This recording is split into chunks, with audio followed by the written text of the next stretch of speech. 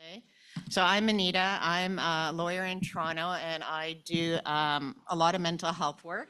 And I want to thank the organizers of this conference for including us. There are three of us, so I'm going to start my timer because I'm going to get 5 minutes, and the others will fill you in. So our topic today, when we first heard about the topic, or when I first heard advancing mental health law through litigation, my first thought, quite frankly, was as opposed to what, because I'm a mental health law litigator. That's what I do every day. And so in my mind, that's how you change the law, by litigating it. And I really thought, like, what are some other options? And then I remembered some of my best friends are academics, like Ruby, and you'll hear from Ruby at she'll be the third speaker for a little bit. And Ruby has, 40 letters behind her name, whereas I just have my law degree. It's the only law degree that I have. So I'm a practitioner, but of course there's academia, and of course there are academic articles, and of course there are books, and there's publishing. And when we litigate as lawyers, we rely very heavily on our academic colleagues and the theory and the things that we can reference and cite to sort of legitimate our work. But in thinking about advancing mental health law through litigation, I also asked myself, I'll just wait. I also asked myself, how does litigation happen? Litigation that is meaningful and successful in changing laws. And there are a number of ways that litigation commences, and some of it is more successful, more robust, more complex, more nuanced than other stuff. But so, for example, who spots a case that is important to take forward? Sometimes it's lawyers like myself who are on the ground. We're seeing a lot of problems. We identify those problems, and we're able to see what would make a good test case, for example. Because when you litigate, the law is one part, the facts are the other part. And I face this in my own practice often. I represent a lot of people with brutal, heinous, difficult offenses in criminal justice, and it doesn't much matter what I do about the law. I might be 100% right. If my client, has sort of index offenses, originating offenses that brought him into criminal justice, that is, a series of very brutal murders, it's much harder to explain the impact of coercive laws on that individual than if I have someone who's shoplifted from a dollar store. I get better results with good facts.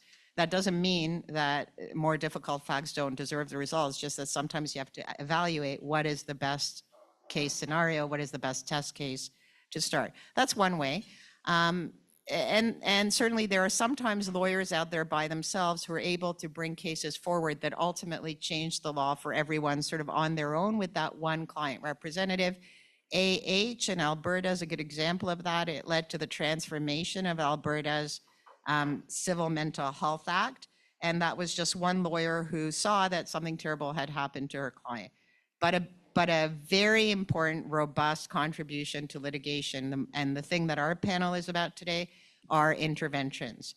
And so I don't know how familiar everyone in the audience is with intervention, but intervention law itself should be an area of law that nobody talks about. And intervention in Canadian courts is something that is evolving, and intervention by and on behalf of individuals living with serious mental health issues has been ongoing for the last 25 or 30 years in Ontario and at the Supreme Court of Canada, in large part due to the efforts of Jennifer Chambers, who you'll hear about from in a minute, the executive director of the Empowerment Council. You heard from Lucy Costa, the deputy executive director. And the Empowerment Council is a very small organization with just a couple of staff that has punched well above its weight throughout this entire time. So the bulk of the litigation that's led to very meaningful change and improve the lives of people living with serious mental health issues over the last 3 decades, those efforts have been led by the Empowerment Council. And so you'll be hearing about specific cases and how intervention contributing the lived experience of people with mental health issues has changed the lay of the land.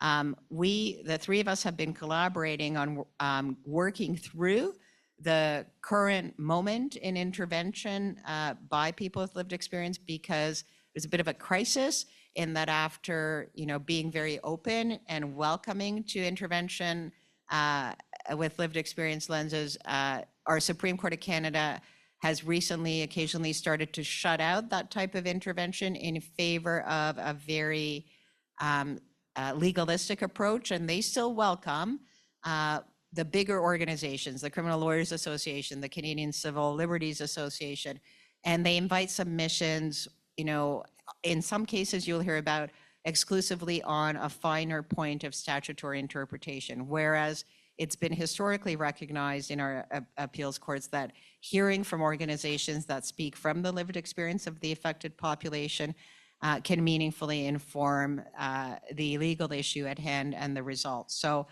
the crisis resolving maybe at the moment, but these are all things we have to think about. And the last thing I want to address is one of the things we learned in working together to do this research and writing on the issue of advancing mental health law through lived experience intervention is that one way to avoid being shut out in the higher courts, in the appeals courts, is to get in on the ground floor. And so we're doing that now locally in Ottawa, because a situation has crystallized, not just in Ottawa, but across the province, where people found not criminally responsible are waiting nearly a year, in some cases, to get into a forensic psychiatric bed, even though they have been adjudged to be not criminally responsible and they ought not to be languishing in the local jail. But that's sort of, something that's crystallizing as a charter violation now. So if you get in as an intervener at the lowest level, at the trial level, you can contribute evidence, you can build a record,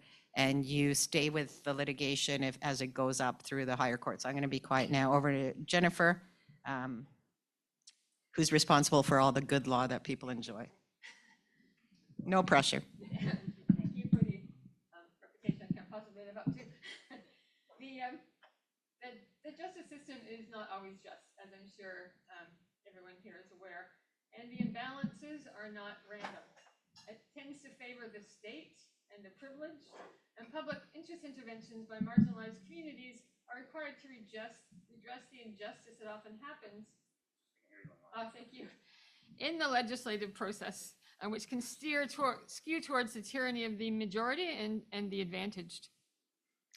I'll give you an example of why public interest groups are required to redress injustice in the legislative process by describing how victim impact statements came to be at hearings for people who are NCR.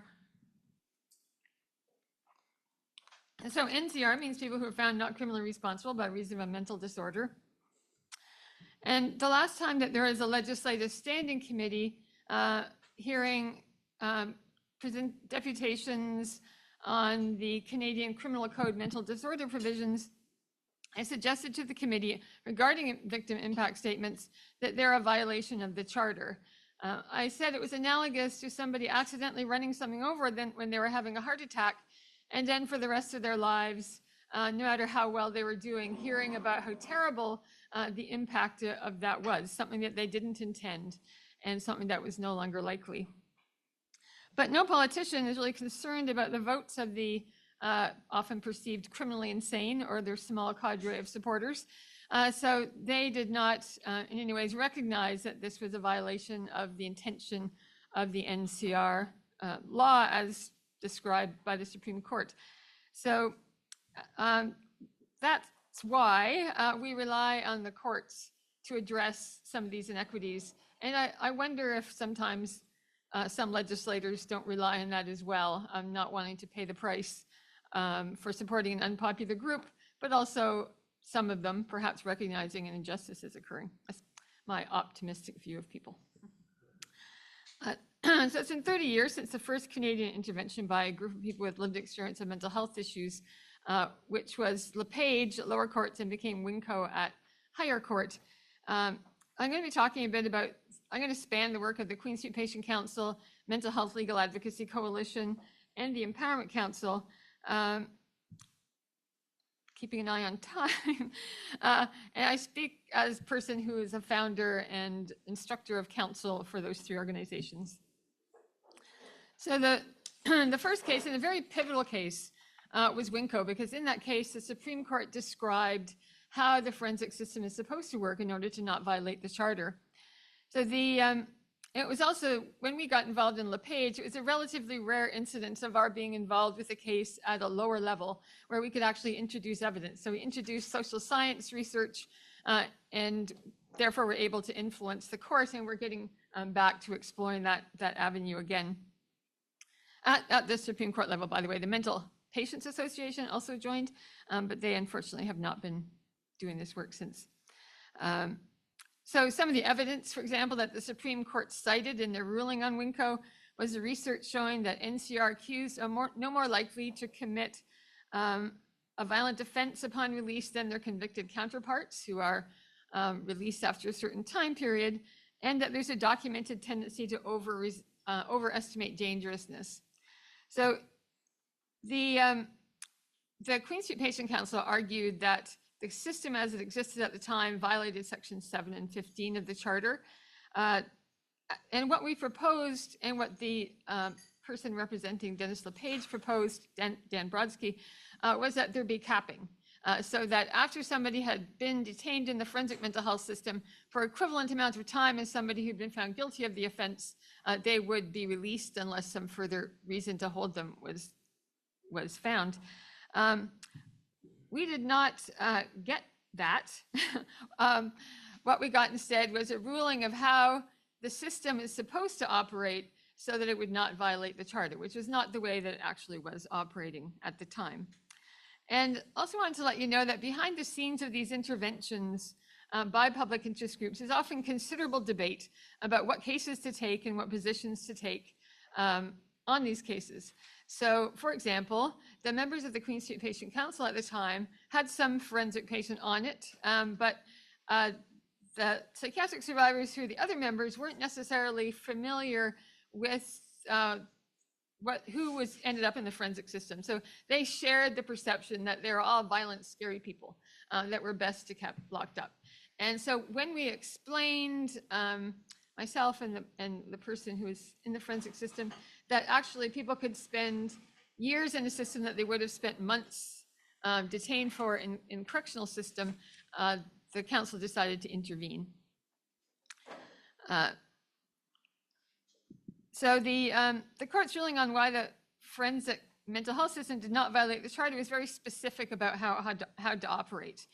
In this regard, the court clearly responded to the concerns that were raised by both the appellant and the patient council.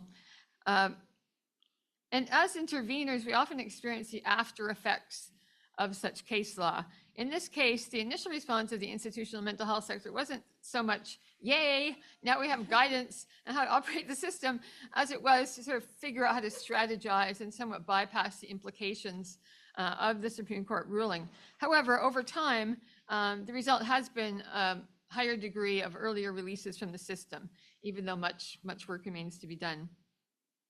In the legal setting, a considerable amount of future advocacy would be addressing piecemeal the parts of the Winco ruling that detailed how the system was supposed to operate. An example of that would be Pinette, which looks like it's pronounced Pinay, but that's not how the person with the name pronounced it. Oh, because the forensic system is not intended to be punitive, the person is to be held in the least onerous and least restrictive conditions possible that are consistent with public safety. From the outside of the life of somebody in the forensic system, some of the things that some of the conditions under which people are detained may not be all that distinguishable from one another. However, for people in the system, things like the need to cascade from maximum down to medium, down to minimum, is how people proceed through their ultimate liberty in the system. So if somebody was sent to maximum and the courts because they said, well, they still have access to the grounds, their life isn't really very different, but in fact, they have been set back quite a bit further in their access to liberty. There still remain a number of issues that need to be addressed in this sphere. For example, people who are found NCR are often maintained in highly restrictive conditions unrelated to the risk that they pose. Reasons for such restrictions can include not obeying ward rules that are times somewhat arbitrary for that particular individual, not being appreciative of the programs that are offered and therefore being seen as resistant. Another patient having been absent without leave could mean that all of the people on the unit are going to be restricted, and not complying with a part of a disposition order that had nothing actually to do with their index offense. Most typically forbidding all substance use, for example. All of those can result in more detention than is justified under the law, according to WINCO. Panet's also created a basis upon which advocates can appeal institutional repressiveness. It is, for example, featured in the Center for Addiction and Mental Health Bill of Patient Rights, the right to least restrictive and least intrusive care, the right to daily access to the out of doors. The existence of these rights does not guarantee people's access to them, sadly, but they are a point of appeal, both on individual issues and also a way of getting those values strewn throughout the policies of the hospital in different spheres, things like restraint and seclusion access. Now, when exactly did we start? I'm just trying to gauge my time. There are 10 minutes left in this session. Okay, I will be quick. So some other examples of cases that we were involved with, which you can eventually read about in our chapter. Buy the book, many interesting chapters, whenever it's written. One was Matsai. Mental Health Legal Advocacy Coalition was funded by the then Court Challenges Program, and we did a nationwide survey, the first survey that had ever been done, completely non-random, of people in the forensic system about what they needed to change that was important to them. And we picked a point, my late partner, who was one of the people who thought up the whole idea of these interventions, Randy Pritchard. What we found was that people were saying they weren't getting the help that they needed in order to live a good life often. So an example would be that people often wanted therapy for dealing with childhood trauma and abuse, and they couldn't get that in the system. And they also were sometimes worried that the way that such healing can translate involves the expression of emotions that was often treated very punitively and as if it's elevating risk in the forensic system. We thought this probably wasn't something that would tend to come up easily in most lawyers' frameworks. So we decided that we should look for a case to take that forward. And so what we found was a case called Matsai. It was about a man who was Indigenous in BC who wanted access to culturally appropriate supports. And he was supported by the review board, but it wasn't clear that the review board had the jurisdiction to do this. Long story short, we pretty much won that case so that people technically in case law have access to broader supports. And also it means that a lawyer can go to the review board and say, this isn't happening for this person. They're not getting what they need in order to get out, and it needs to be provided. And the review board can then issue that instruction to the hospital. Just as an example of the sort of thing that interveners has to consider, we have been involved in a few cases like G, in which we're standing up for the rights of people who are often some of the most unpopular people in the world. People who have not only been found NCR, but also whose index offense would be considered a sexual offense. So G was a case about somebody who was on the sex offender registry, was NCR, and because he was NCR, there's no off-ramp ever. Whereas for people who've been found guilty, there were possible off-ramps. So we took that up to the Supreme Court we supported that being brought up to the Supreme Court as interveners, and that case was won. Yeah,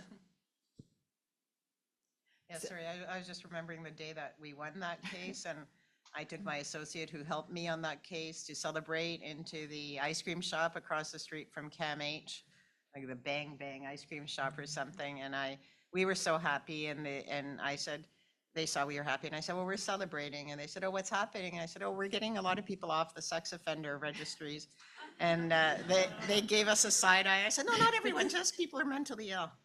And then we didn't go back after that for a little bit, but we were very happy. It was a very successful case. Jennifer, I wondered, we have 5 minutes. And I'm just going to say just a couple more things. Just so I feel like I've finished off what I wanted to say. So I wanted to say that we really respect and appreciate the courts that have granted us a voice and a fair hearing. I think too often those who are who have the most to lose are the least heard and the least respected. And the courtroom process has really given us a legitimate voice in how the system operates that most affects us. And people, as well as eventually reading our chapter, people are welcome to contact me directly if, for example, you have an interesting case that you think should come forward. What were you going to say, Anita? Oh, nothing. I was just going to ask you, but you run out of time. We have to let Ruby talk. That sometimes the positions Empowerment Council takes, or Queen Street Patients Council did, or interveners take, it's not to be assumed that they'll necessarily support the exact position that is taken by an appellant or the individual at the center of the case, because sometimes what's in their interest would have adverse collateral impact that's actually terrible for the community as a whole. And so I know Jennifer and the board of EC, like a lot of very sophisticated and difficult conversations go into deciding what position to take, not even just whether or not to intervene, but what position to take can be. And sometimes we recently, what was it in Barwani, which was about fitness and NCR, and the Empowerment Council was there supporting the appellant on NCR, but supporting the responding Crown on what to do with fitness. Ruby, do you want to say something, anything? Absolutely. Hurry. Thank you so much. I'm very honored to be here. I did want to mention, like, as Jennifer and Anita have said, really through EC's advocacy and other organizations in mental health law, public interveners have been able to ensure that psychiatric survivors have had their voices heard when their charter rights have been breached. And they've also been able to use an intersectional approach. So these lived experiences, as we recognize, of psychiatric detention are confounded by systemic racism, culturally inappropriate mental health services, as Jennifer mentioned in Mazai, and also the overuse of coercive practices, which then disproportionately impact Indigenous, racialized, and equity-seeking communities. And through interveners, myself as an academic and a qualitative researcher, it's really an opportunity where interveners can then give a voice to the lived experiences of people experiencing psychiatric detention, and public interventions in mental health litigation have had the opportunity to raise significant issues, legislative facts, or bring forward new evidence to the court. So without interveners, other parties may kind of bear this unfair burden of having to adduce massive amounts of evidence concerning broad issues when their concern may be about one discrete legal issue. So in the Asper Center's analysis, and that was a conference that Anita was part of, and she participated in that, they did an analysis of about 200 Supreme Court of Canada cases from 2020 to 2024, and interveners participated in about 70% of those cases. And according to that research, the most common interveners at the Supreme Court of Canada were provincial and federal attorney generals. And since attorney generals appear to have this kind of institutional advantage, it's really critical for public interest organizations to appear as interveners and to present or reference social science evidence. While intervention in mental health and other cases concerning the rights of vulnerable populations have been welcomed historically, as Anita mentioned, there have been some trends of exclusion, which we kind of grapple with in this research. So in Wilson, for instance, an appeal on the interpretation and application of the Good Samaritan Drug Overdose Act, some organizations were denied leave to intervene, and that included the Empowerment Council. It also included the HIV Legal Network and HIV and AIDS Legal Clinic Ontario, Canadian Students for Sensible Drug Policies, amongst others. And organizations, they were denied leave because they raised new legal issues, which, if permitted, would have the effect of essentially expanding the scope of the case. So while denying these interventions may presumably actually streamline the legal analysis, it arguably risks nuanced perspectives and actually bringing up the lived experience of people experiencing mental health issues, experiencing the intersection of drug policy, healthcare, and legal enforcement. So denying leave to interveners with lived experiences can also significantly impact access to justice. I know next we're going to be hearing from Kevin Love and the impact of the deemed consent provisions in British Columbia, where I live in Kamloops on the Secwepemc territory, and it's going to really exemplify the importance of having interveners, because the disproportionate impact of BC's Mental Health Act, for instance, has had a huge impact in our community where I live, in Kamloops, but it's really about bringing up that social science evidence and having qualitative research at the forefront of the courts to really bring transformative change. And bringing up that context is really important. And so some of our research also talks about what are recommendations so that we can ensure that public interest organizations like EC can continue to intervene in cases. So some recommendations that academics have put forth have included providing brief reasons if they are denied leave. Some practitioners have also argued that interventions should be allotted longer than 5 minutes or have longer than 10 pages. We're done. Thank you so much. Please thank me and join me in thanking Anita, Jennifer, and Ruby, and welcoming Kevin to the podium.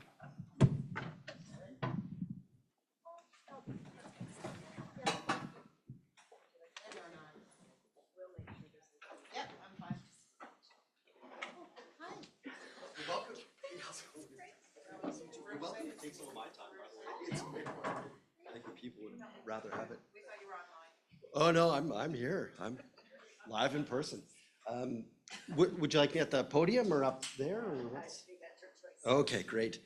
Well, thank you, everyone. And I honestly would hand over more time. I think it's far more, the topic of interveners is far more interesting. So if you want to come back up, by all means do.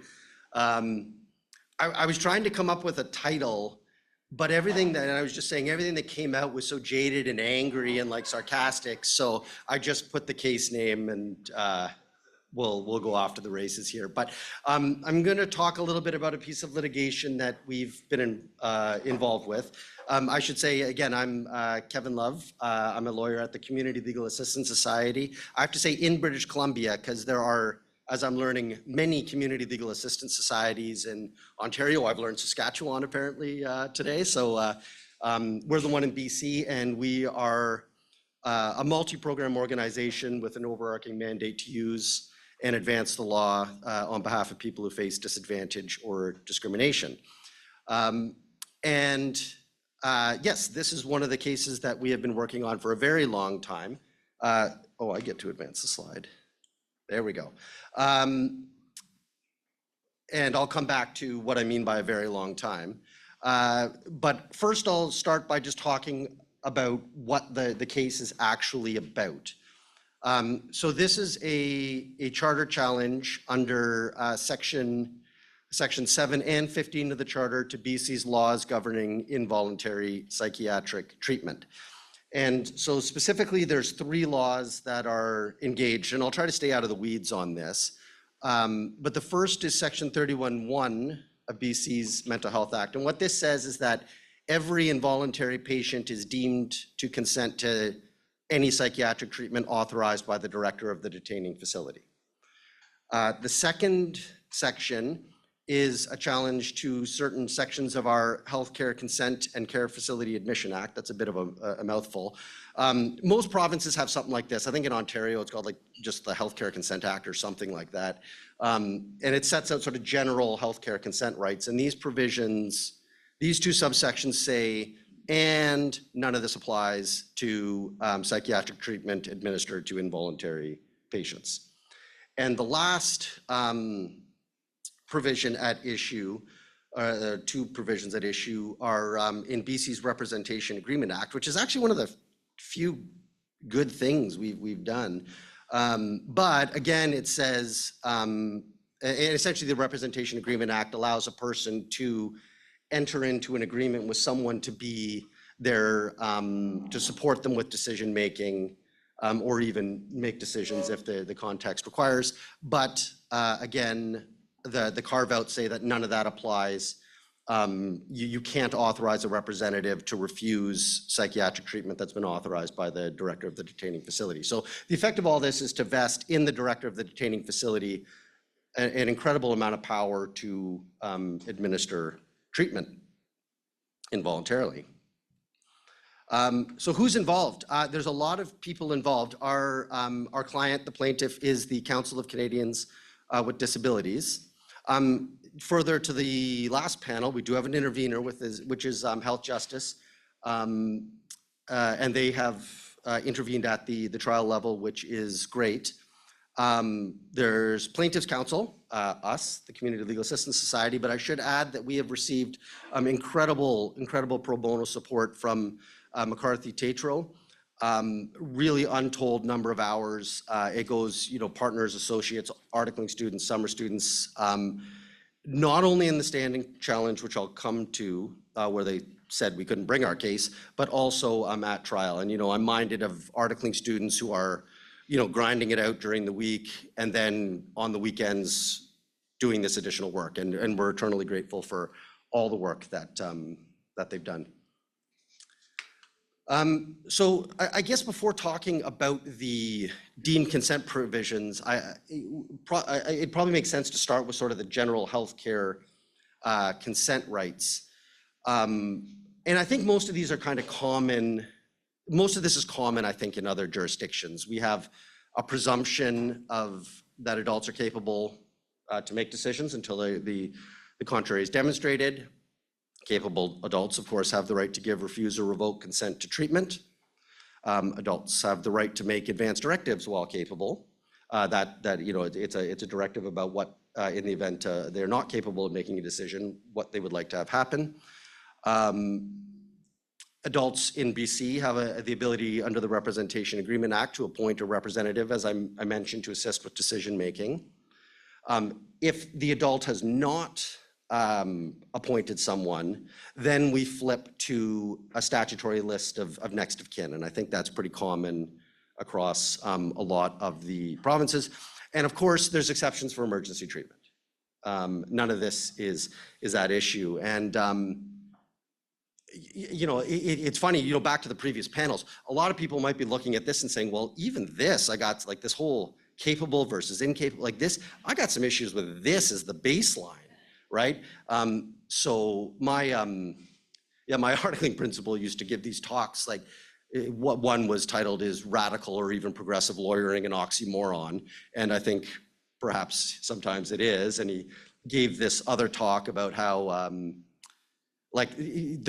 test cases don't advance anything. What actually happens is a bunch of community activists move the needle and then the courts eventually get around to recognizing it after the fact. But so in any event, this isn't a terribly radical proposition we're putting forward. It's pretty basic. So anyways, so BC's Mental Health Act, this just gives a sense of the scope of the thing. So deemed consent applies regardless of the assessment of the individual's capability to make decisions. All right, so it's not limited to people who are assessed as being incapable. It applies to all forms of psychiatric treatment. Some provincial legislation will write out special provisions around ECT, psychosurgery, things like that. Not so in BC. Applies regardless of whether the individual has an advanced directive. Applies regardless if the person has appointed a representative and that representative has accepted the role. It even like guardianship, which isn't great, but it even applies if somebody has gone and been appointed the person's guardian. It applies to the entire period of detention. So it's not like this is limited to emergency situations. And it applies to people living in the community on extended leave. Here in Ontario, you have community treatment orders. We don't even really have that. We have this thing called extended leave where the doctor can just decide to let you live in the community at their discretion for if they'd like to. So what oversight exists? Well, not much. Our mental health review board is a very binary decision maker. You are certified, you are not certified. Those are the two decisions. It has no ability to review. There's no yes, but. They have no no ability to review treatment capacity, the actual treatment you're getting, privileges, transfers, recalls from community, all that's unreviewable. There is no oversight. The Act provides an ability to ask for a second opinion where another doctor, this isn't about you making the choice, this is about going to a second doctor to see if they agree that you should be given this treatment. But there's no process to return decision-making authority to the individual. And our Mental Health Review Board has no charter jurisdiction either. So you can't even really raise charter rights at a review panel hearing. So the history of this claim, it was filed, we just passed our 9-year anniversary. It was filed in September of 2016. The claim initially named the Council of Canadians with Disabilities along with 2 individuals. Those 2 individuals discontinued as plaintiffs in 2017, leaving the CCD as the only remaining plaintiff. And what came next, if you're wondering what happened for the next 9 years, is the Attorney General of British Columbia saying that CCD did not have standing to take the case forward. What that basically means for the non-lawyers in the room is, you know, if you're directly impacted, you have a right to be there in court. But for groups who aren't necessarily the one directly impacted, they have to apply for or be given the right to actually take the case forward. So the BC Supreme Court dismissed the claim. The BC Court of Appeal allowed our appeal, but remitted the standing issue to the trial court. So what that means is the Court of Appeal said that decision's no good, but I'm not going to say whether you have standing or not. I'm going to shoot it back to the trial court, and the trial court can have another go at it. The province obtained leave to appeal to the Supreme Court of Canada, and not only was their appeal dismissed, things got a lot better for us.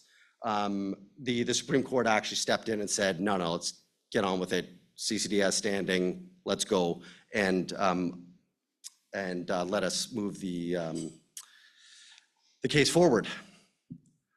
But that basically years later put us back in the same position that we were when we dropped the thing in the court registry. And the trial process takes a long time. It takes a really long time. So document production and review took a very long time. In June of 2024, there are discoveries. This is where the government gets to sit down with a representative of CCD and just ask questions for hours on hours. I'll say no more about that, but there was then in June of 2025, there were 4 weeks of evidence, and we're going back in 3 weeks to make another 2 weeks of closing arguments. So there's a lot of resources that went into this, and it is still ongoing, which is somewhat limiting, as they say. Anything you say can and will be used against you in a court of law. So I'll try to be level here. So our trial evidence, there's roughly 45 witnesses. I think I may be a little high on that. I think a few, I didn't actually go back and recount. I think a few actually didn't end up testifying, but between the two parties, there were 14 experts who filed over 20 reports. This included psychiatrists, psychologists, social scientists, and I just want to echo social scientists. We need you. We need you. It's awful business, this whole expert stuff, but we need you. I can only shoot my mouth off if you give me the evidence that lets me do it. So we appreciate your work, and it's a brave thing to do, but a really, really, really necessary thing to do. We had 27 non-expert witnesses. This included people with lived and living experience of forced treatment, family members. The Attorney General called a police officer. We had a nurse, and then there was also a lengthy agreed statement of fact. It's hilarious to think that after 4 weeks of evidence, a lot of it was actually agreed to, and so a lot of the facts sort of setting out the background and sort of key reports were in an agreement between the parties. So a lot of evidence. All 14 experts were crossed at trial for a while, for a long time.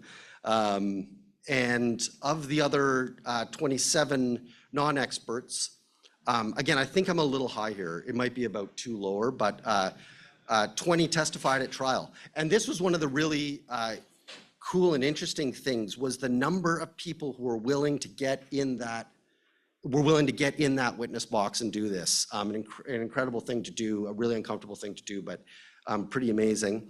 6 people gave evidence by affidavit, and we had 1 person where we did an agreed statement of fact based on medical records, a bit of a unique situation.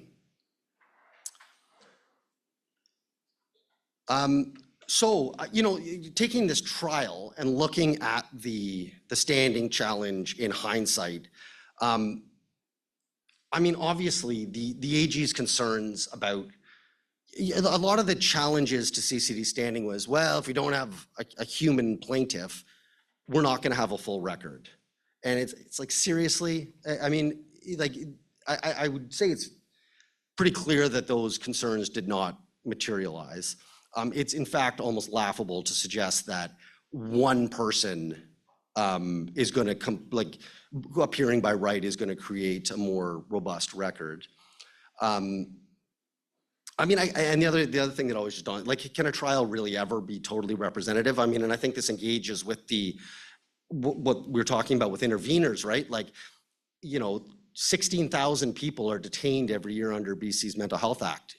How many do you have to pick before it gets representative, right? It's infinitely individual. So is this even a realistic goal?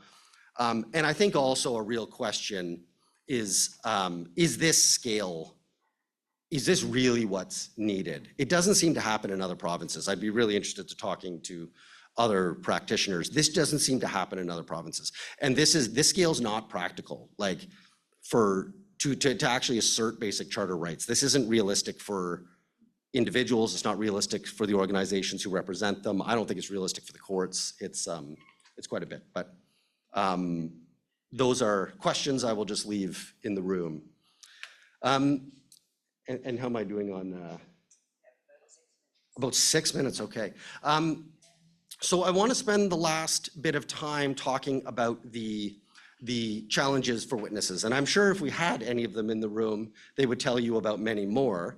But I just want to talk about a few that really sort of dawned on me as we went through this.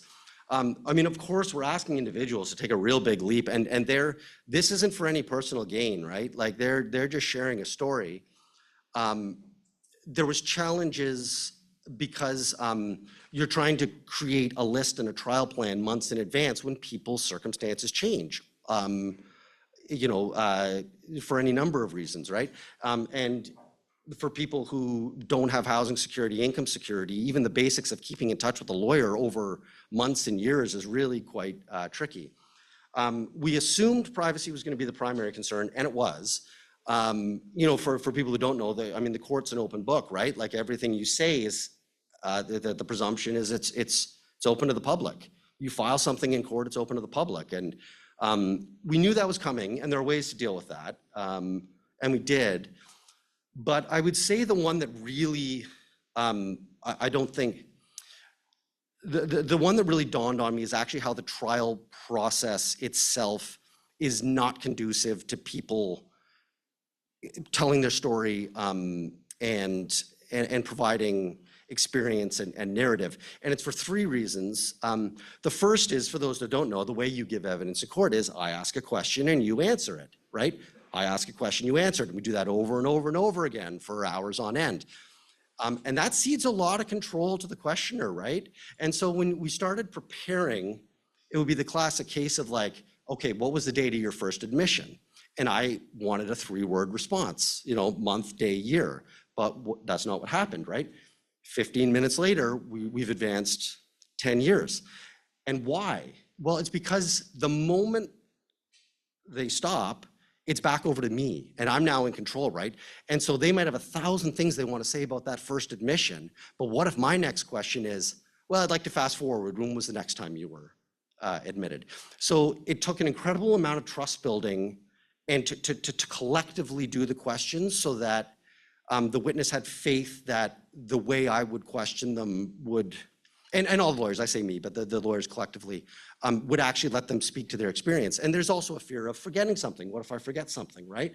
And to build that trust, that's actually my job as a lawyer, right? If you tell me something's important, that's my job. I'll prompt you. Like, don't stress about it. Like, I'll you know, we'll take care of that. So that trust building took a lot of time.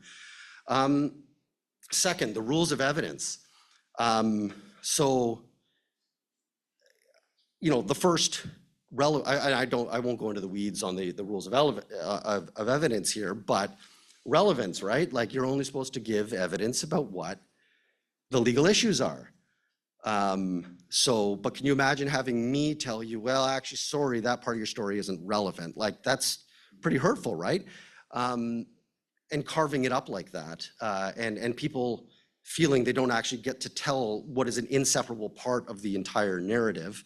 Other rules of evidence, like opinions. I mean, these are folks who have had no shortage of experts giving opinions about them, but now they're giving their evidence and they give an opinion and there's an objection, right? Speculation, great. So, you know, speculation, you know, a lot of this is like, well, you know, I think that if this didn't happen, this would have happened, or I think this doctor or this nurse, you know, but now you're getting objections based on speculation.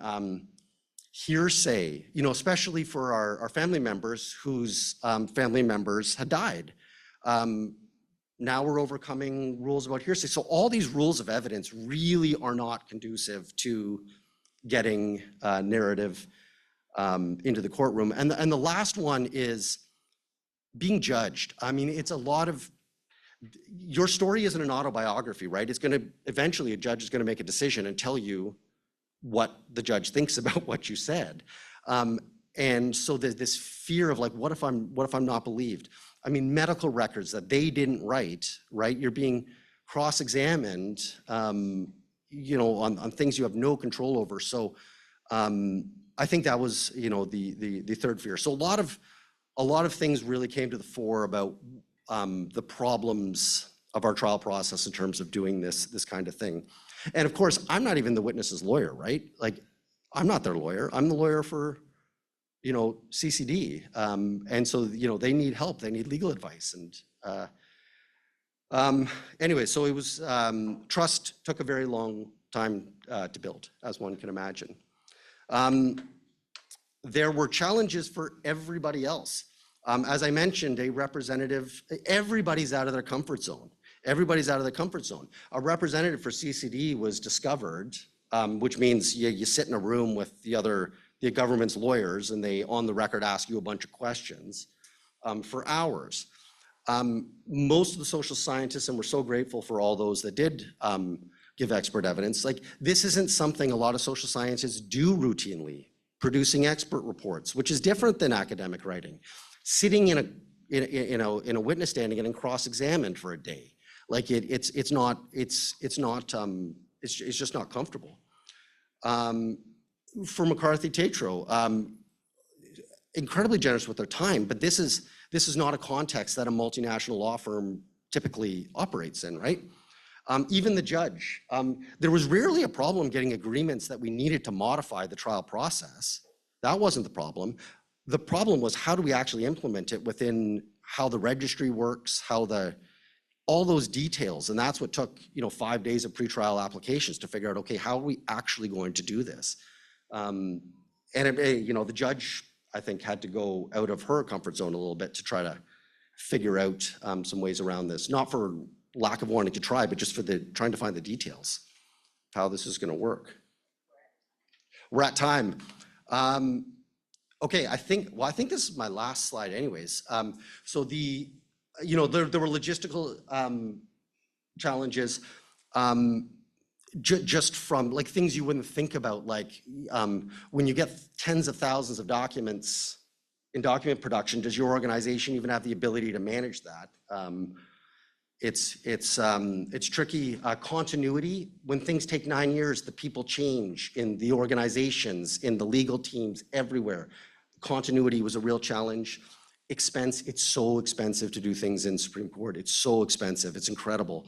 And it's even more challenging for those that work in clinics because a lot of your funding might be annual or, and you're trying to budget in 2016 for an expense that's going to come home in 2025. How do you do that on a nonprofit budget? So certainly lots of challenges. Well, this is good. I'm probably out of time before I can talk about this, the public discourse, but that was another thing. The public discourse around a case, and I think mental health generally, I don't think we were, especially when the government is the respondent, dealing with that can be a challenge. But I am out of time, so I will stop there. All right, thank you.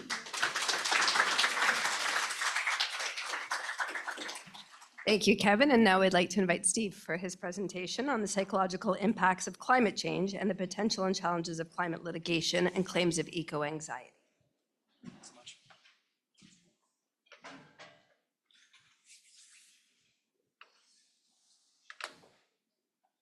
Okay, thanks so much for the invitation. My presentation is really going to be focused on this new emerging wave of climate litigation, really focused on psychological harms and specifically eco-anxiety. Okay. So I'm going to first start off by just introducing eco-anxiety, providing at least a definition and how it's received in the legal literature, supported by some of the social sciences, especially psychology and psychiatry. Then go into 3 case studies, Gloucester from Australia, Mather from Ontario, and Heald in the United States. And then review some of the 3 challenges. And as you'll see, the 3 challenges confronting eco-anxiety climate litigation are also some of the broader themes of this panel as well. So just starting with a consensus definition of eco-anxiety. So we have climate impacts that affect physical health. Okay, so we can think in terms of how drought affects food supplies, or how climate change, for example, restricts water supplies in certain areas, or impacts, for example, the surrounding environment, birds, etc. So that's one set of impacts, and we have had a lot of climate litigation surrounding those impacts. But beyond that, there's a wave of climate litigation focused on eco-anxiety. So the broad umbrella of impacts that go to the psychological dimensions, both in terms of the direct experience of climate change. So for example, if you have a wildfire, that can cause feelings of anxiety, stress, distress, but also just the awareness of climate change beyond the discrete individual events, the fear of existential dread, etc. Okay? And so recently there was a systematic review of definitions of eco-anxiety.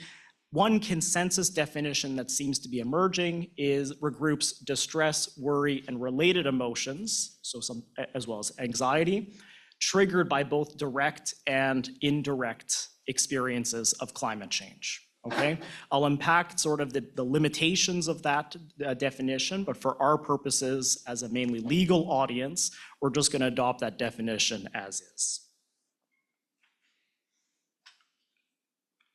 Okay, so just to give you a sense of the scope of the problem. So according to an international survey representing, I believe it was 17 countries published in The Lancet, 45% of young people report climate change affecting their daily lives. And somewhere in the neighborhood of about 80% report negative experiences or difficult emotions related to climate change. In Canada, 78% of Canadian youth say that climate change impacts their mental health in different ways. So that could just be routine rumination, all the way up to difficulty eating and living their daily lives. A few months ago, the Lancet Commission on Adolescent Health and Well-Being identified climate change as a serious threat to adolescent health and well-being. So this is a big problem. Now, in identifying the scope of the problem, and this slide in a way sets up some of the problems with climate litigation, But right now, eco-anxiety is a notion that, or construct that's discussed. There's umbrella terms, there's a variety of definitions, but we're not at the stage of having a clearly accepted diagnostic criteria. We don't have clinical cutoffs. It's not listed in the DSM, for example. And so you have this challenge here of bringing to the fore the lived experiences of the youth and others that are affected by eco-anxiety. So we have some validated scales. So I provided 2 examples here. We got the HOG eco-anxiety scale. We also got the climate change anxiety scale. So these have been validated in different languages, different samples.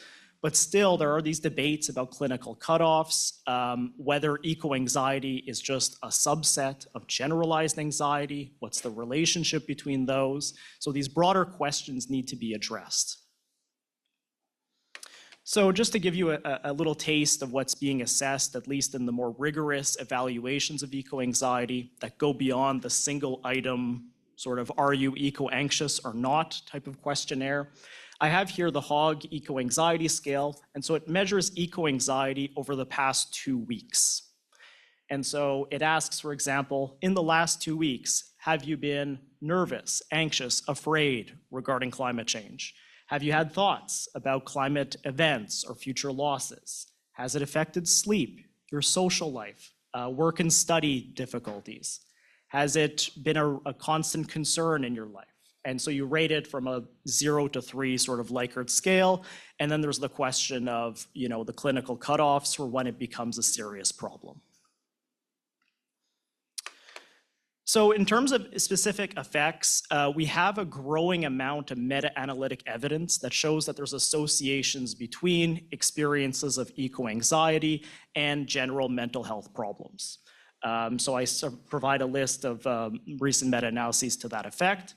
So eco-anxiety, for example, is linked with depression, anxiety, distress. We're generally talking about small to moderate effect sizes in the meta-analyses.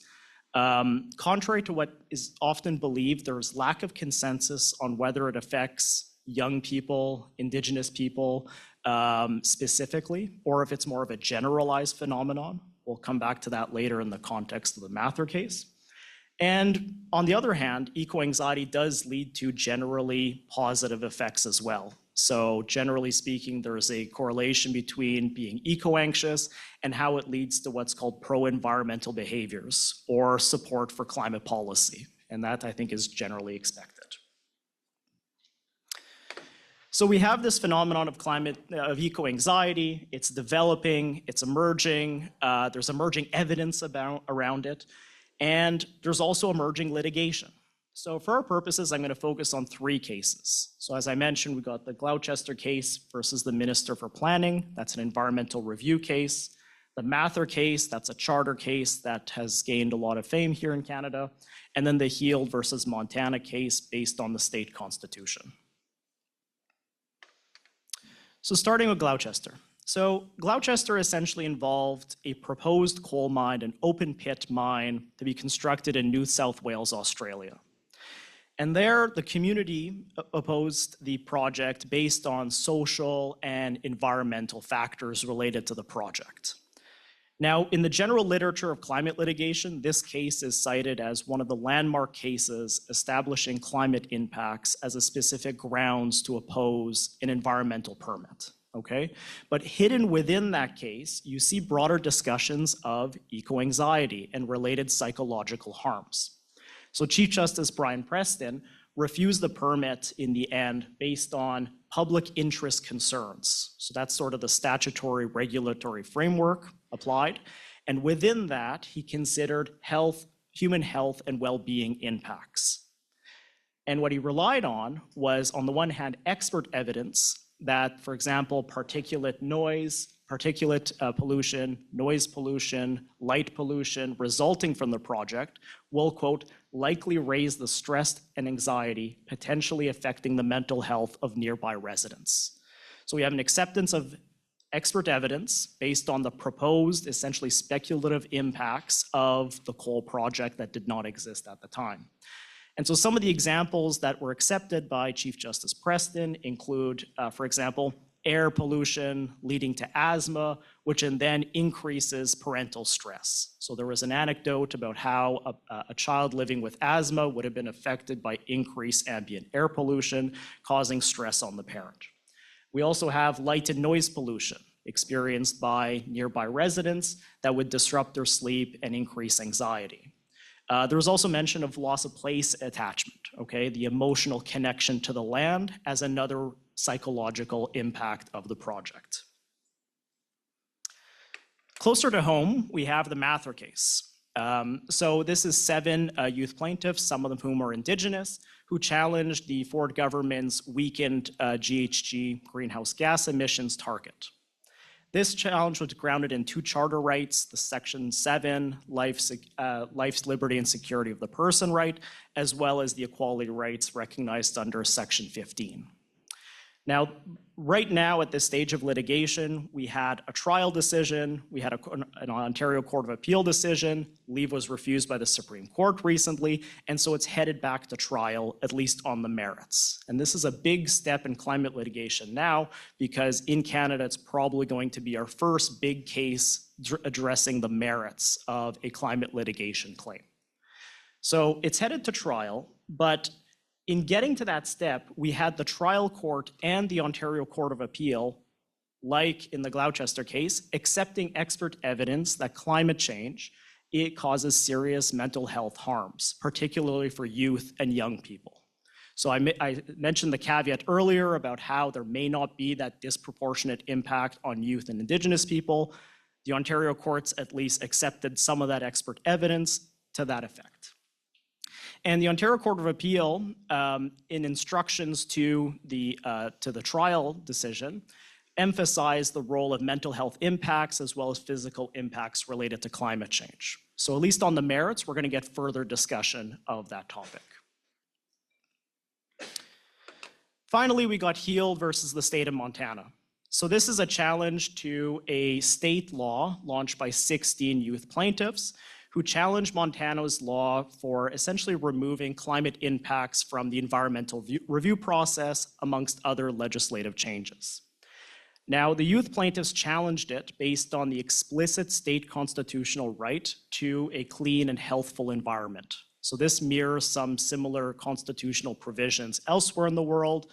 You hear talk of a right to a healthy environment or environmental constitutional rights. Those rights generally don't exist, at least constitutionally in Canada. There's some legislative protection to that effect. But here, there's an explicit constitutional provision in the state of Montana protecting that right. And the court ruled in their favor and decided to strike down the law as unconstitutional.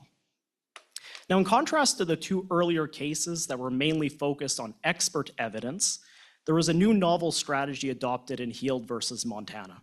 And that was combining expert evidence as well as personal testimony from the youth plaintiffs themselves. So once again, this issue of bringing lived experiences to the fore in a legal context. And so the district court found that despair, anxiety, loss from climate change were legally cognizable harms, okay? And they contributed to the eventual constitutional analysis. The Montana Supreme Court upheld the decision, okay, and once again adopted some of the notes and the expert evidence and the testimonies that were presented in the case. So that's a brief overview of 3 cases. I'm currently working on a project as well. There's maybe about 30 other cases from around the world, in Europe, in Australia, New Zealand, in the United States as well, dealing with eco-anxiety. But these are, I think, the 3 cases that have engaged with the concept of eco-anxiety the most. And so I focus on those. Now, these three cases also reveal some of the challenges associated with eco-anxiety claims in climate litigation. So for one, this broader question, and I think one of the themes of this panel, is translating lived experiences into a legal claim. So courts have accepted, expert evidence. The IPCC, the Intergovernmental Panel on Climate Change, has, for example, accepted with a strong degree of consensus that mental health impacts are resulting from climate change. But those are general tendencies rather than individualized assessments regarding the plaintiffs themselves. So in HEALD, they got around that problem by bringing in personal testimonies to that effect. But again, the state of Montana raised the issue of asking for psychiatric evaluations to actually support the claims that the youth plaintiffs were experiencing eco-anxiety and related symptoms. Now, the Montana Supreme Court rejected that, finding it overly intrusive, a violation of their privacy, and unnecessary to settle the case. But it does raise this broader question of what we can expect in the future in terms of supporting these eco-anxiety claims, identifying evidence, perhaps identifying the clinical cutoffs, the diagnostic criteria. There's a host of questions that are raised by these sort of cases that have generally been assumed away with judges and even both parties accepting evidence that eco-anxiety is indeed real and infecting the plaintiffs. Second is the issue of causation.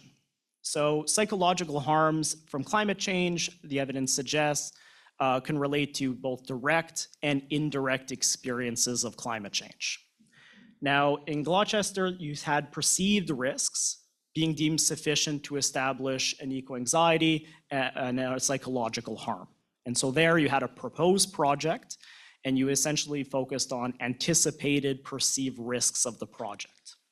In Mather, you had inadequate targets themselves, okay, and the focus on government policy as the basis of causation. And in HEALD, you actually had a focus on climate change itself and its effects. And so we have this open question here of what is sufficient or what is the appropriate frame to view causation? Is it, for example, government policy, as in Mather? Is it, for example, climate change itself? Should we see causation in terms of contribution? Is it but for causation? All these legal questions become tricky. And then finally, there's this question of what is the appropriate standard of care and remedies? So right now, there's some empirical research that's being developed in terms of how to actually help people with eco-anxiety. Do the general anxiety toolkit, does that actually apply to eco-anxiety? There's emerging literature on this topic. Given that it's focused on a specific issue, some of the literature may not apply. I'm working with some researchers on a systematic review on this topic, and the literature, at least so far, is mixed. And how this comes in legally is the issue of what courts can actually order in terms of remedies. So we could imagine, for example, structural remedies. We could imagine some symbolic declaration. We could imagine orders of, for example, mental health systems doing more with eco-anxiety. But again, the research, at least in the social science literature, is rather mixed on what strategies are appropriate to deal with this novel mental health risk.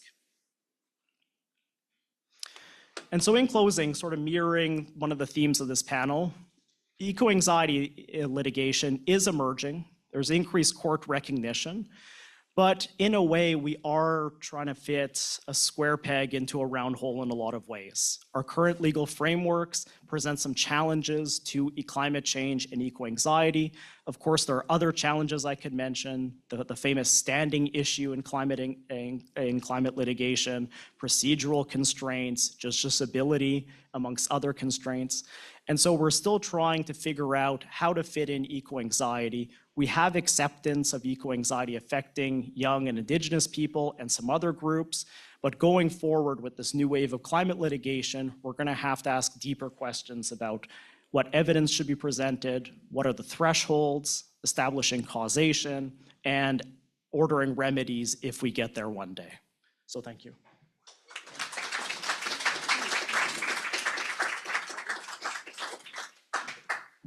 Thank you to our 5 presenters. I'd like to invite all 5 of them back up because we have an opportunity for the floor to ask questions.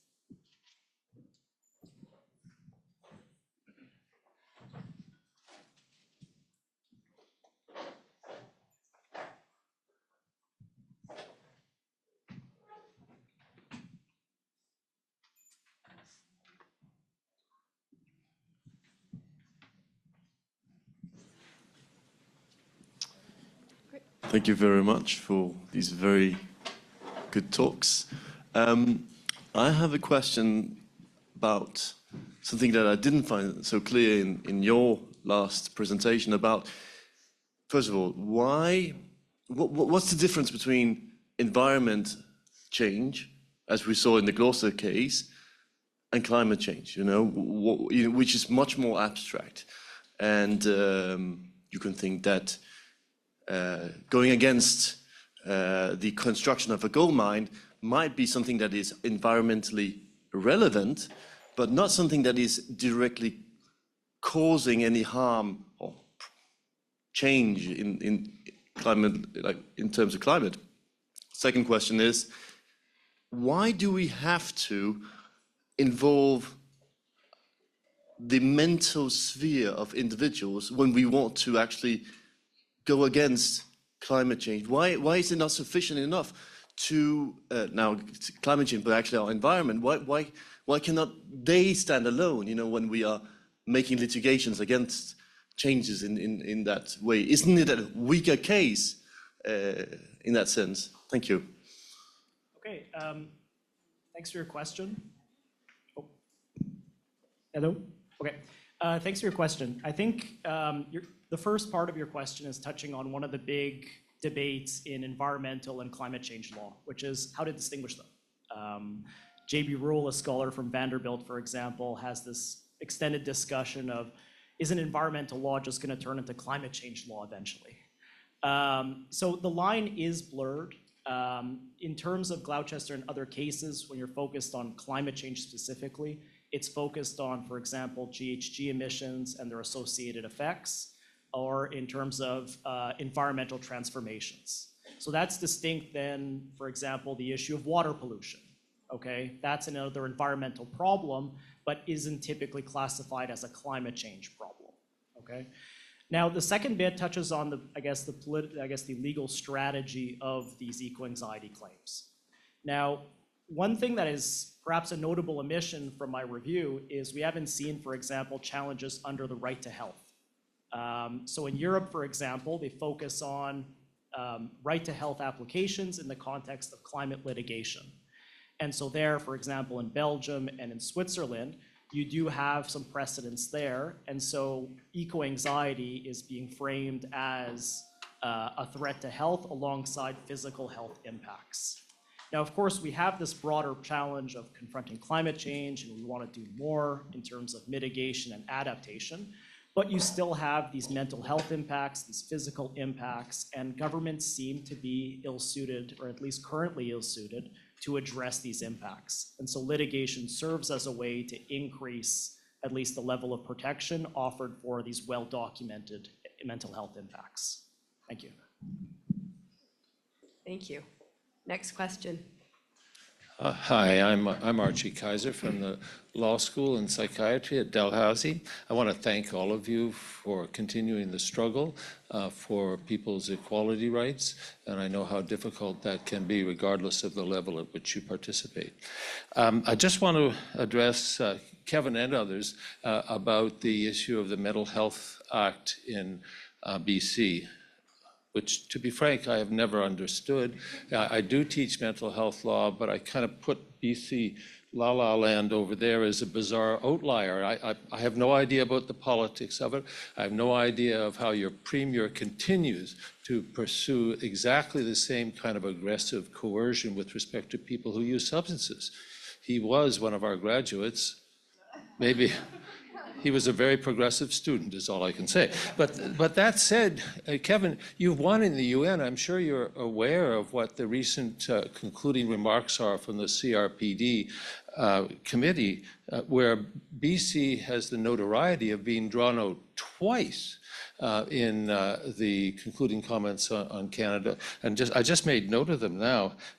It's under Article 12, the report on equal recognition before the law. It says specifically, the Mental Health Act of BC explicitly overrides mental health consent and sub-supportive decision-making rights through deemed consent provisions that go beyond the Article 12 reservation, which is obviously notorious. And second, it says under Article 30, it's section 30D that comments upon freedom from torture or cruel and unusual punishment or treatment. It again draws out BC specifically and says that there should be a national legislative and policy framework for looking at restraint and seclusion, which I'll be addressing tomorrow. But I just encountered when I was doing my own research, they specifically talk about BC, that Canada should ensure, or BC should ensure, the repeal of the provisions of the Mental Health Act of BC that allows staff to discipline persons undergoing involuntary mental health care. So at the United Nations, at least, you've been successful in getting this message across. And where does this go? I mean, we obviously have to think about the name and shame, concept in international human rights law. It doesn't seem to be working, but I wonder if you're considering, at least anticipatorily, making a complaint under the optional protocol, where at least you've already won the battle, before the UN. I know it may be premature, but I'm thinking, well, maybe that's the way forward because you are already a victor there. So thanks again. Are you available to give closing submissions in about 2 or 3 weeks? Sorry, I don't know, is this on or is, okay. Exactly. Yeah, and all that has been put to the courts. And so, and I think it really shows how really restrained the case is here. So for those, there's the UN Declaration on the Rights of People with Disabilities, Article 12. Canada has a reservation to that article to allow substitute decision-making.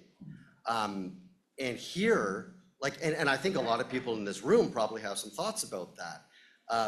And here we are saying, well, we don't even have, even if someone pre-appoints a representative or has a loved one available, they don't even get that.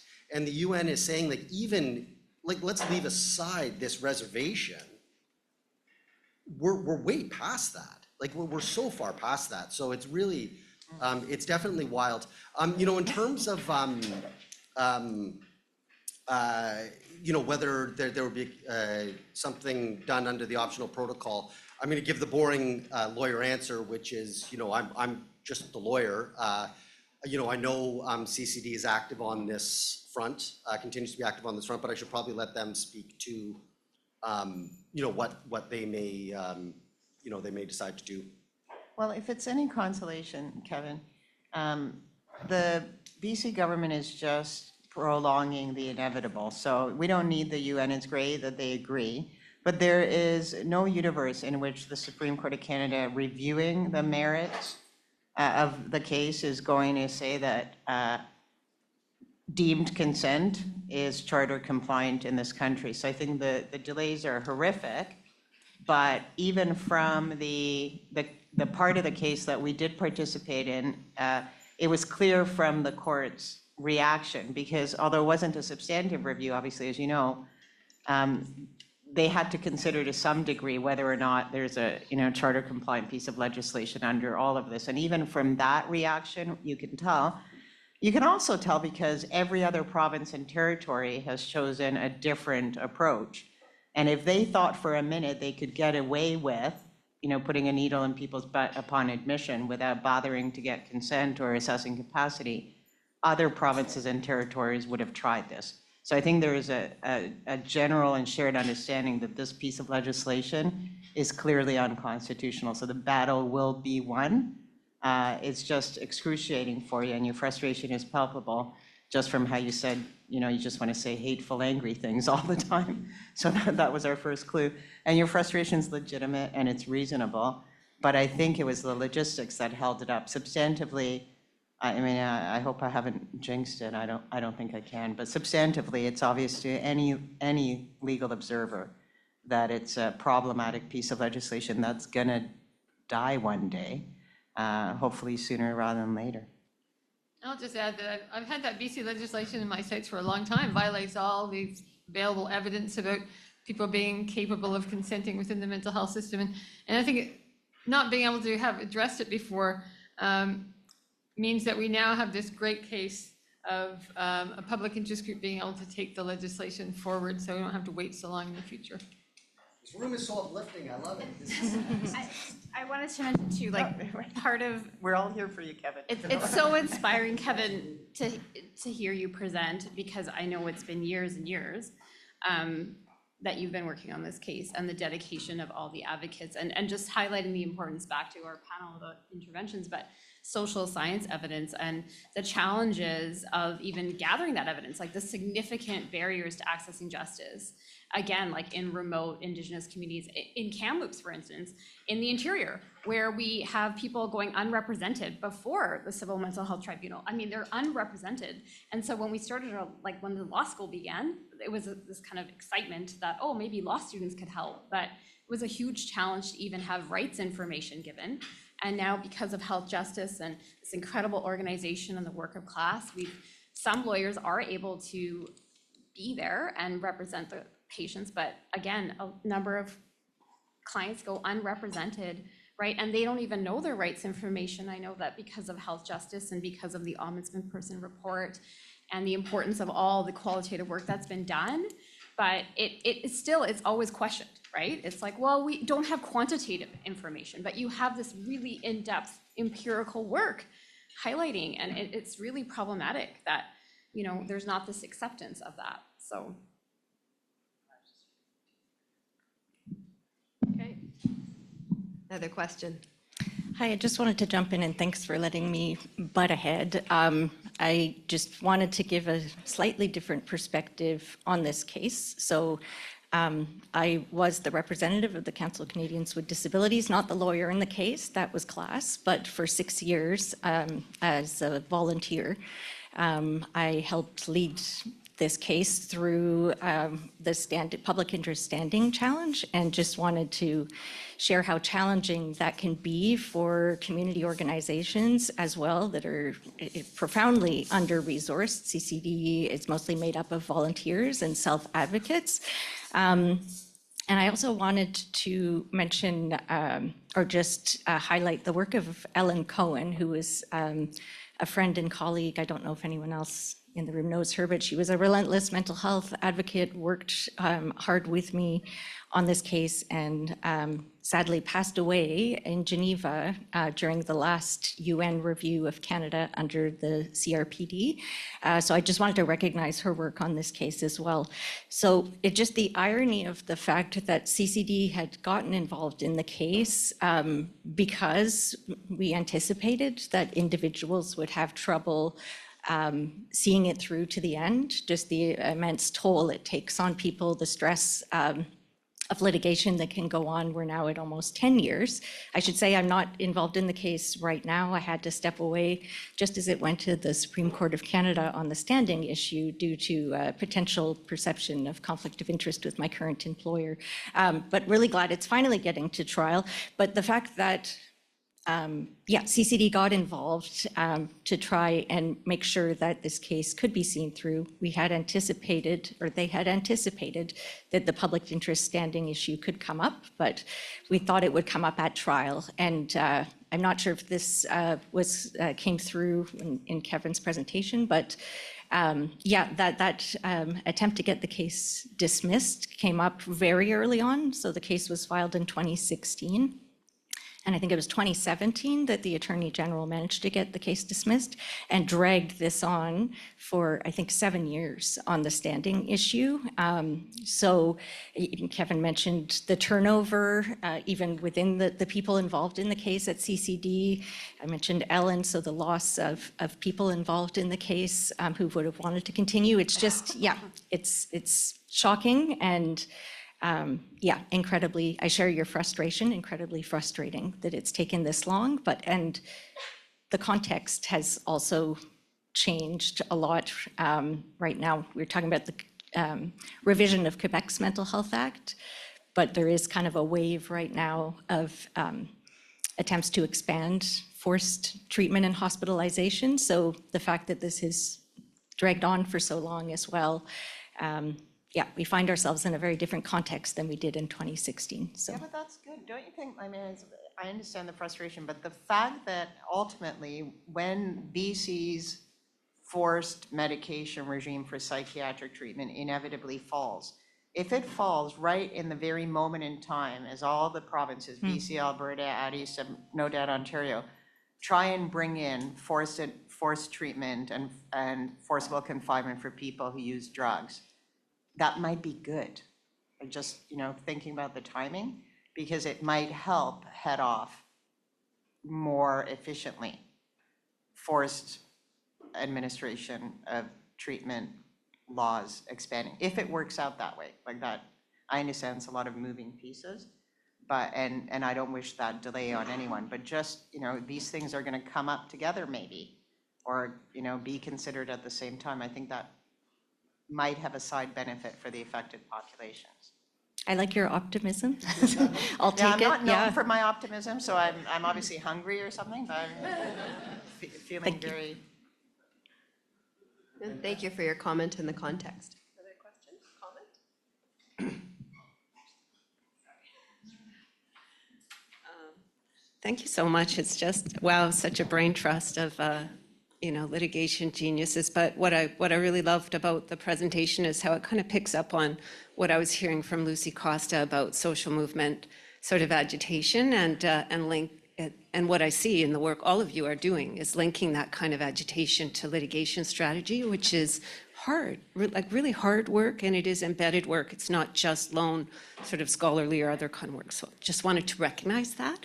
But then the question I want to ask goes to something that is kind of a catchphrase that I try to plant with my students in poverty law and in prison law and public health law, and that's to think backwards from the remedies. So how do we, how does it shape our litigation strategies, both what forum you go to, the arguments you raise? I loved your business about treating the witnesses. I'd never quite heard that described that way before, how you prepare witnesses, all of that. I mean, it goes in part to being responsive to the publics you're dealing with, but thinking backward from the remedies is really tricky. And what we use as kind of our centerpieces when we do that are a couple cases that Tess and Co mentioned. So the First Nations Caring Society case, which of course those systemic remedies just blow one's mind coming out of a nothing, less than a tiny human rights tribunal, right? And then also the Disability Rights Coalition case, which again, I mean, I'm from Nova Scotia as is Archie, and that one is, for those who don't know, the remedy was to close all remaining large disability institutions within 5 years, and that includes group homes of more than 4 people, and to create an individualized system of supports. It's massive, so the amount of change and sort of Tetris happening as well. Back to the question, so engaging with community as you do, but also holding the kind of brain trust that you do, what does it mean to you, or how has it manifested in your work to try and sort of think backwards with the communities you represent from the remedies? So that was my question. Well, thank you for acknowledging our agitation. I certainly feel like that's more likely something I'd bring to the conversation, agitation over optimism. Somebody else answer that very good question. Well, I mean, I can say, just from the perspective of this case, and I'm glad Melanie, is here on behalf of CCD. So again, we've got someone from CCD who can actually speak to this if I get it wrong. But I mean, CCD has been very, like in terms of going back to the question, the remedy is to say this is out of bounds. This system is out of bounds.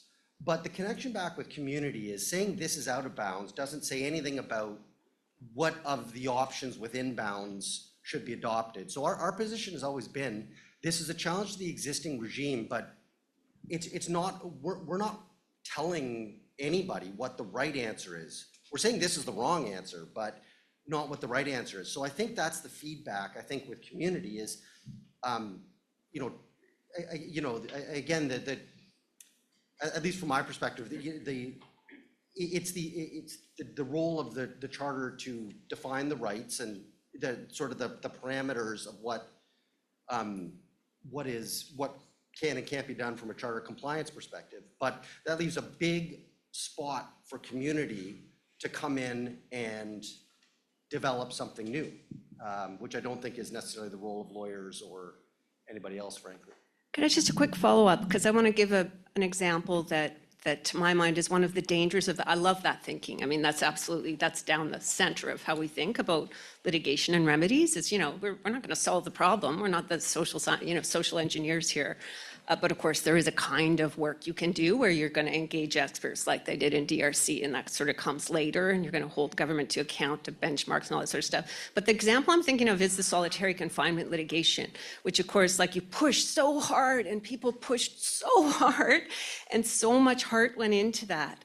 And then, of course, almost immediately those spaces are filled by new forms of solitary confinement. And so the real hard thing there, I wrote a paper about this, which means nothing. It's like trying to put into words the thing that you folks are doing around substantive equality and trying to inject litigation with that, but in a way that would almost inoculate against certain kinds of responses. You know what I mean? So you're at least being defensive of some of the responses that government might choose to fill those blanks with. So I guess that maybe gives a little more texture to it. Part of the problem with that, Sheila, and some really good question, but that's why advancing mental health on litigation has its inherent limitations, because we can only do it one step at a time. There'll be a presenting set of facts, right? Like we may see a solution. So in BC's case, you might want to say, just an example, you might want to say there's a perfectly legitimate healthcare substituted consent scheme in place with a perfectly legitimate statute that's devoted to that. And people with mental health issues who come into psychiatric facilities have been carved out of the protection of that. So you might want to offer and say, well, don't exclude them from that. Why don't we just have that apply across the board like in most other provinces? But like Kevin says, right, it's not our place to offer those solutions. You identify a problem and you say, this is not charter compliant. Back to you, government, make something charter compliant. But it's also a question of moving one step at a time, because otherwise you're overreaching. And there's real risk in that, because you might achieve the things you want to achieve. You might head off one response that you anticipate would be, again, an unacceptable, unconstitutional. But sometimes you have unintended consequences, and you cut off something that you want, or you end up bringing in something that you really don't want. And I think that's why litigation moves in this one set of facts before the court at a time. Sorry, Tim. No, it's great. Good. I can give you a couple of examples. So in Matsai, which I'd mentioned, we had an end that we arrived at by surveying people in the forensic system. So in that case, our sort of reverse process was to find a case. In this case, it was part of the powers of the review board that were engaged. And I'd say that people's access to culturally appropriate supports has greatly improved since then. Not though their access to good therapy on being survivors of abuse, because emotional expression is still treated like a risk factor in the forensic mental health system. A really tricky one was Sullivan, Chan, and Brown, because there's a lot of outcry about the case allowing people under the influence to claim a lack of responsibility for committing a sexual assault. What we wanted was that people who had reached such an extreme and unusual state of automatism not to be treated as equivalent to people who are making making good decisions. And an example of a case that was the most sympathetic facts of those cases was one which was a man who was given an antidepressant in order to quit smoking. It was having a negative effect on him. He drew this to the attention of his doctor, who told him to continue, and he unexpectedly became violent and attacked, I think it was his mother. So, oh no, he attempted suicide under the influence, sorry, and then as a result, developed this unexpected state of mind. So we wanted to make it clear that even when drugs are illegal, because other cases involve people taking psychedelic mushrooms, it doesn't mean that it's reasonable to think that someone would be able to predict that would lead to dangerousness. Being an illegal drug doesn't mean that it's a drug that commonly causes dangerousness, as is indeed the case with psychedelic mushrooms. So we wanted to be clear that we were only talking about cases where people were reaching a state of automatism. We weren't talking about anyone under the influence. And also in that case, we're allowed to lean in a little bit to a solution that other countries have used, where when people were in those very extreme states, they could be found responsible for that getting to that state, but then have diminished responsibility for what they do when in that state. But in the meantime, there's a lot of public outcry by women's groups, and of course, we represent people who are sexual assault survivors, as well as people who are accused of assault. So it can be very tricky as a public interest group to feel like you're doing a fair job representing your community in the entirety. And we often have to be very careful to try and not exclude anybody in the work that we're doing. Thank you. And on that note, I have the unenviable task of wrapping up this discussion, but to invite you to continue it over lunch. As the CEO of the Canadian Mental Health Association, I'd like to thank everyone on the panel for really thoughtfully considering people with lived experience. I have the responsibility and the privilege of representing them, and I appreciate everyone in the room putting your profession, your thoughtfulness, and your compassion to advancing mental health through litigation. Please join me in thanking the panel. Everyone.